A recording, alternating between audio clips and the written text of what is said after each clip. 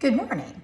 This is my Hello Easter, Hello Spring 100% raw goat milk soap, locally sourced raw goat milk.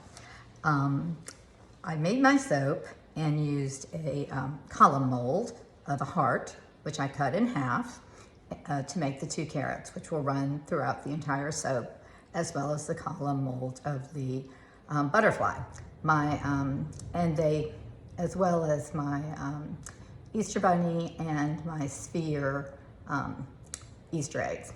I like to put a pink and a yellow on with every purple bunny in the reverse with the pink. But I messed up on that one. I can show you how I started the progression of the unpainted soap to adding the carrot tops, and then I added some yellow wildflowers to pick up the yellow in the little Easter egg and the butterfly. And then I finished with some extra green grass, and on that one I added a pink daisy.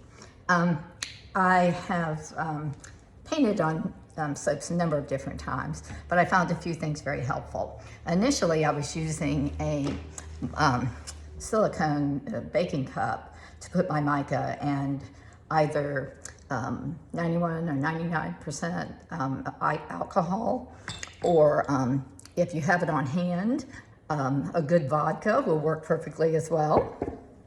I have ditched the muffin cups, which are hard to keep up with, and you have to stack them, clean them, and whatever. And I'm now using a little acrylic pot that I use for lip balms or body butter samples or whatever, and they work perfectly. There are lots of recipes out there that will use a 3-to-1 ratio of mica to your alcohol or vodka. And I've just personally found that depending on whether, if you can see, whether I want a very transparent color, or whether I want something darker like these, the amount of vodka or alcohol I'm going to use is going to vary. So I start by just putting a half a teaspoon of mica or so, depending on the scope of how much you're going to be painting. That's a lot. That's enough to get started. And then I've actually found that using my spray bottle that I use to prevent soda ash on my soaps, I just spray it, as you can see, directly into there. And I can keep it on handy because as you're working, they will continue to dry up. And if you're wondering what colors I used, I started out with the rose pearl and added, I'll get my tray. I have these soaps ready for my next project. I started out with Brambleberry's rose pearl, and I punched it up with a little tickled pink and pretty kitty. These are Mad Mica's basic neon package, which is a fabulous deal.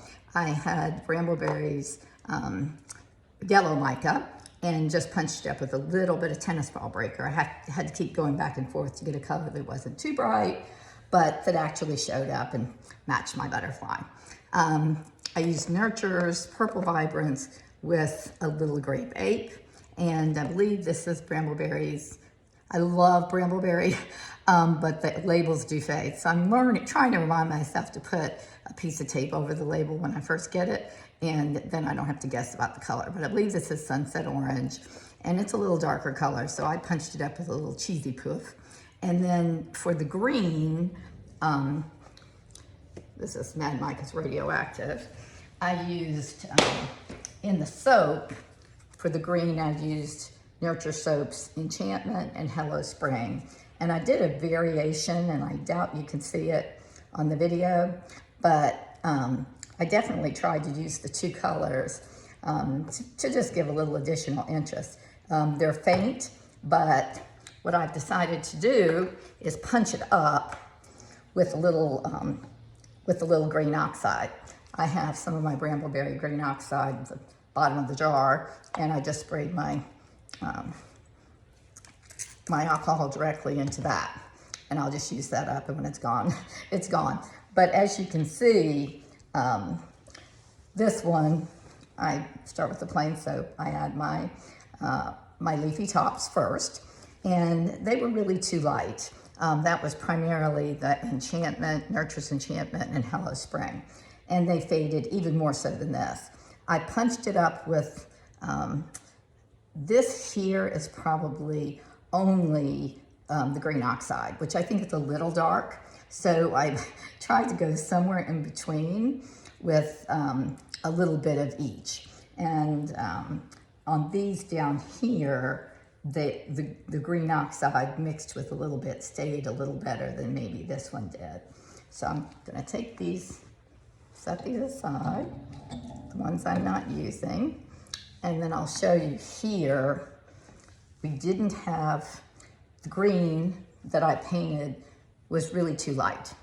So went back and added a little more. I think this is the brush I was using. And I added just a little bit more on the stem. Again, the same here. And this brush is probably a little too wide.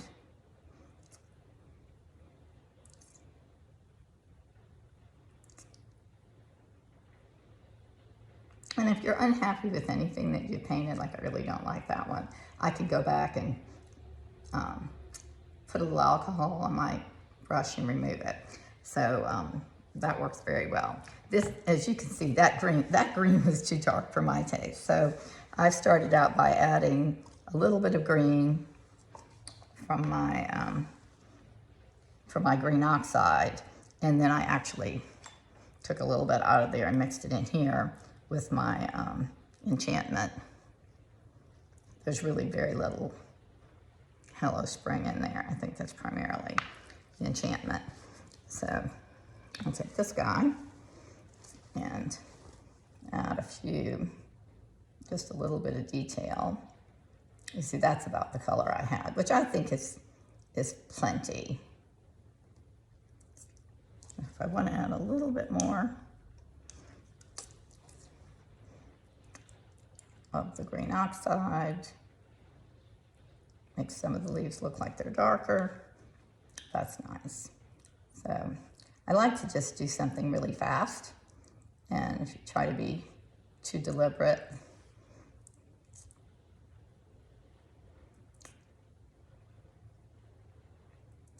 there you go. And I've discovered using little glasses to hold my brushes up, keep me from fumbling around, and that works very well. Let's see, my yellow definitely needs a spray. Well, I think I'll do my purple first. Yes. And I decided, I always think of, lavender. It's such a beautiful spring flower. I'm just using dots. That might have been a little too light, so I'll mix in make the mica a little thicker. And if you struggle painting, I really recommend getting a couple of good brushes. It can make all the difference in the world. I steady my hand by holding my finger on the side. I usually hold it up to paint, but I might have it sitting on a flat surface, whatever you find more convenient.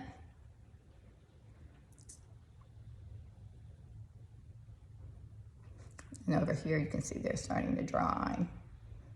Just put a couple more stronger dots. There you go. And let's see if I have another little brush. I can do a pink flower for you. A little daisy. Sometimes it's hard to get a nice little dot. The better brushes, especially a good little round tip, will keep that shape. And unlike acrylic paint, that's too thick. Let's see. And unlike acrylic paint that left in the brush will completely destroy your brush. That's too thick. So I'll have to use my purple brush. rinse that out, keep a paper towel handy. I have my really, really tiny brush is the best for this.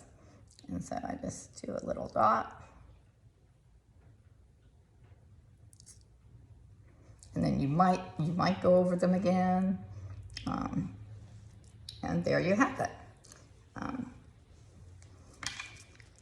Let's see. I'll punch up some green again into my enchantment. And I'm going to have, see how that's really too light.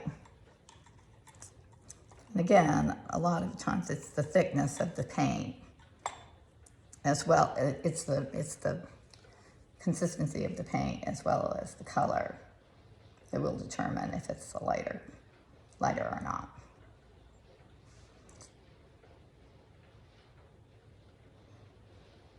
I just added a few, and these are going to lighten. They seem really dark, but they'll dry lighter. And I actually ended up painting both sides of the soap, which is certainly not necessary, but it actually went pretty quickly once you got started. So it's just a nice little touch. I know some people, I Dream in Soap, she does a wonderful job of extruding lots of different flowers that would also go through the soap and making out of soap dough. And that takes a lot of extra time. And I already spend a lot of time. I don't use any water in my soap, just 100% locally sourced fresh raw goat milk that I get. And many times I'm able to freeze it the day I pick it up, but the day the goats are actually milked, and other times it's the next day. So my goat milk is fresh, but it takes a lot of effort to very gradually introduce the lye. I usually don't make more than 17 bars of soap at a time, so I'm still making soap in very small batches and very lovingly creating soap that I believe is just really luxurious, really beneficial. I don't like to make them too beautiful, then people don't want to use them. But you need to treat yourself because it's really wonderful. It has a wonderful creamy lather, and it will leave your skin feeling conditioned and moisturized. I hope everybody has a wonderful Easter and a happy spring, and anyone can paint mica on soap. Have a great, blessed day.